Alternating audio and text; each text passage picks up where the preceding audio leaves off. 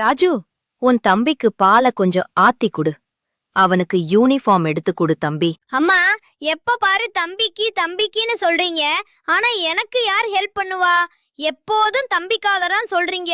நான் ஏதாவது கேட்டா பிறகு பார்ப்போம்னு சொல்றீங்க. அது அப்படி இல்லை ராஜு. அவன் இன்னும் சிறியவனன். அவனுக்கு கவனமா இருக்கணும். ஆனா அவனுக்காக எல்லா விஷயமும் உடனே நடக்குது.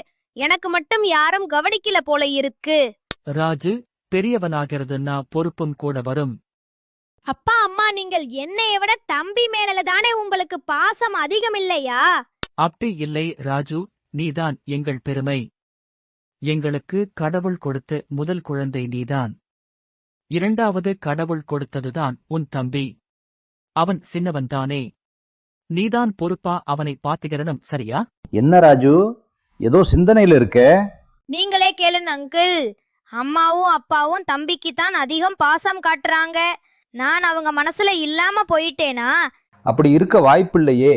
அங்கிள் எப்ப பார்த்தாலும் அவனைத்தான் நல்லா வச்சுக்கிறாங்க. அதனால எனக்கு தம்பி மேல கோபமா வருது. நீ சொல்றத கேட்டா எனக்கு யோசேப்புடைய சகோதரர்கள் நினைவு வருகிறது. அவங்களும் தன்னோட தம்பிய வெறுத்தாங்க, தெரியுமா? நான் என் தம்பிய அந்த அளவுக்கு வெறுக்கல அங்கிள். சும்மா ஒரு கோபம், அவ்வளவுதான். பரவாயில்லையே, தம்பிய விட்டு கொடுக்கலையே. Very good.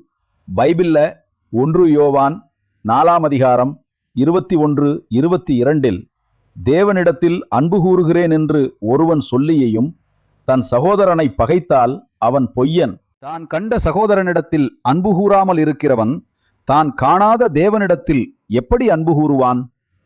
தேவனிடத்தில் அன்பு கூறுகிறவன் தன் சகோதரனிடத்திலும் அன்பு கூற வேண்டும் என்கிற இந்த கற்பனையை அவராலே பெற்றிருக்கிறோம் என்று எழுதியிருக்கிறது, தெரியுமா? அங்கிள், இனிமேல் நான் என் தம்பியை நேசிக்க போறேன். அப்பா அம்மாவை பற்றி குறை சொல்ல மாட்டேன். அதுதான் உண்மையான அன்பு தம்பி. குடும்பத்தில் அன்பு, மன்னிப்பு, புரிதல் இருந்தால் கடவுள் அங்கே வாசமாயிருப்பார். God bless you.